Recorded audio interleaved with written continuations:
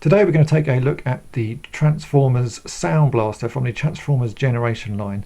Soundblaster is a reissue figure, and it's a black version of the Soundwave character that was released under the Fall of Cybertron wave of toys.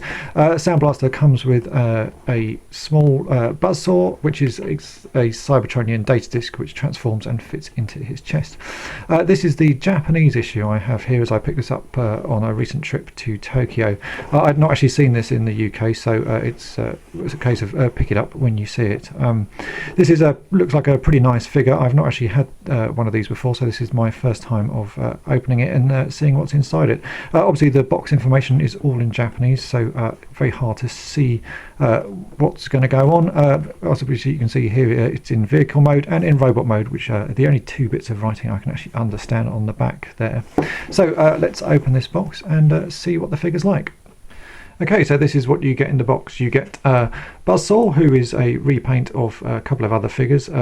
It's essentially the bird mode data disc.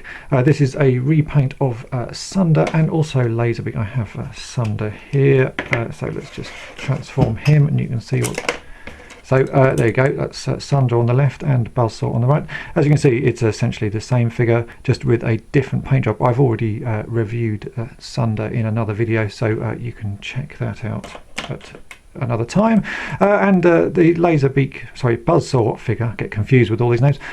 It's a pretty nice figure, not the best of them. It's in bird mode. It looks a little odd, but the paint job is pretty nice. The sort of gold and black flashing look pretty good, and this is a very easy transformation, this guy.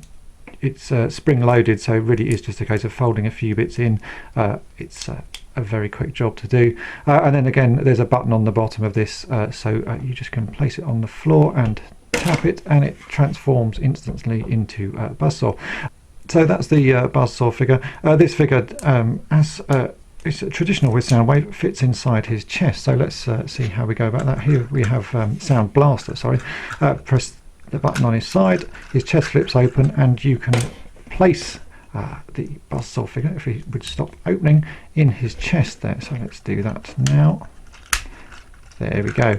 The nice feature on this figure that I've seen already is that you can push the chest right in, so you can fit more than one data disc in his sort of chest cavity there, and then using the back panel push them out. That's a pretty nice feature, and I'm guessing if I push it out he should transform.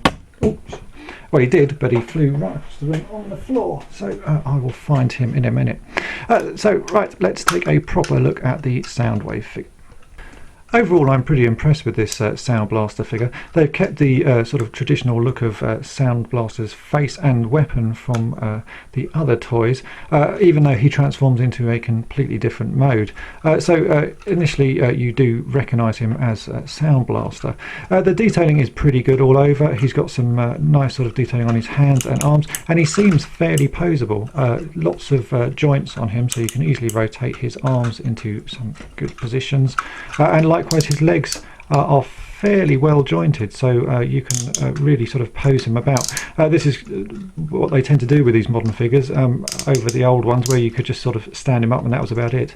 These new ones are super articulated, so that makes for a much better sort of display on your shelf, so I do like that. Right, so let's see what we can do about transforming him into his alternate mode. I'll have a look at the instructions and see how we go about that. Right, I've just transformed this guy once off camera just to make sure I actually know how it works, and it's a little bit of a pain in the arse job. So let's go ahead and transform it, and I'll show you the problems I've had previously, and it's a bit of a fiddly one, but we can get through it. So first up, you need to pull out the back section of him and rotate this out of the way. Next up, we've got to move his arms. They fold down and around. This is where I was having real trouble because nothing seemed to fit properly. You've got wheels to rotate forward, and they seem to be best to get out of the way because this is where the problems lie, and you have to rotate a few bits round and down, and if you can see here, there's a small peg, and this needs to sit in this peg hole here. And if you don't get that lined up, then the rest of the transformation is a bit of a pig. So you have to sort of rotate and force that in. This took me a little while to work out how to get it done right. There you go, that's actually better this time. Last time I did it, it took forever. Again, it's the same job on his right side. I'm not going to show you particularly probably how to do this. It's you'll need the instructions. It's not the easiest of guys to do. So there we go, that rotates like that. So those arms are actually in place now. The first time I did it, I got that wrong. You can now shut these two top panels to cover up Soundblaster's head, and rotate this sort of front claw section up so it sort of sits in there. And that's the front of the vehicle already changed. Now to do his legs. The legs are easier. Simply just got to rotate these panels around on both sides, and then the groin area unclips, so you can rotate this back and it clips in place there.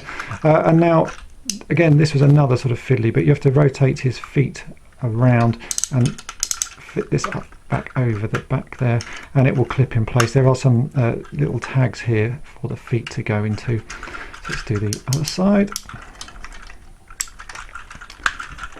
to get that hooked up on here, and then hook his foot on. There we go. And then this back panel sort of slides over, and you can, with a bit of rotate, there you go, rotate that down. The front bit here seems to unclip the entire time on this toy I have here. It might be that other ones are better, but that seems to unclip no matter what I do. And there we go. And again, let's just put these hooks back so they are settled like that. There we go. And then the gun finally goes onto the top of the figure. The alt mode isn't the greatest. I know these are supposed to look futuristic, but I don't really like the design of this. It's a little bit on the sort of naff side. It still holds some elements of what Soundblaster should look like, so you still have the red panel on the front there, and also the sort of traditional Soundblaster type weapon on the top. But the actual overall effect, it just looks like it's a cube with some pink wheels.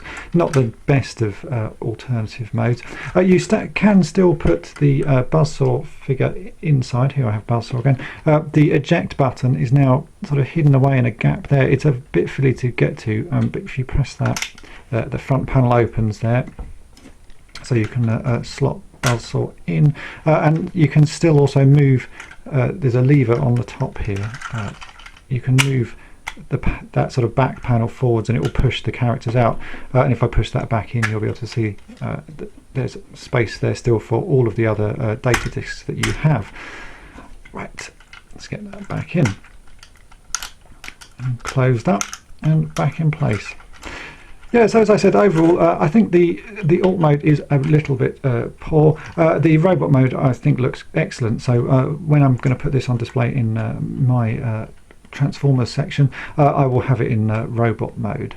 Okay, here we have him back in robot mode. It would have been a nice feature if they'd made it that he could somehow hold buzzsaw in his hand. Currently here I have it just balanced on there. There's no actual sort of fixings. It would have been good if they'd actually put a peg on buzzsaw though, so that you could sort of position him nicely. But that's just a sort of me wanting extra features on something.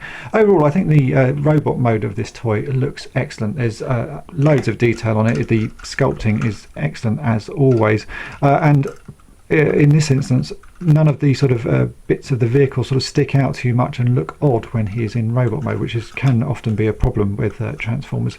I think the alt mode, the sort of car, looks pretty poor. I've not actually seen what it looks like in the game, but I imagine it's the same. I think that's the real sort of letdown of this toy. Excellent robot mode, bit of an alternate mode, but you can't have everything. Overall though, a really nice toy. This is from the Voyager class size of figures, so you'll expect to pay sort of £20 odd for this. I picked this up in Japan and paid sort of a similar price. Nice figure though, well worth getting. Thanks for watching.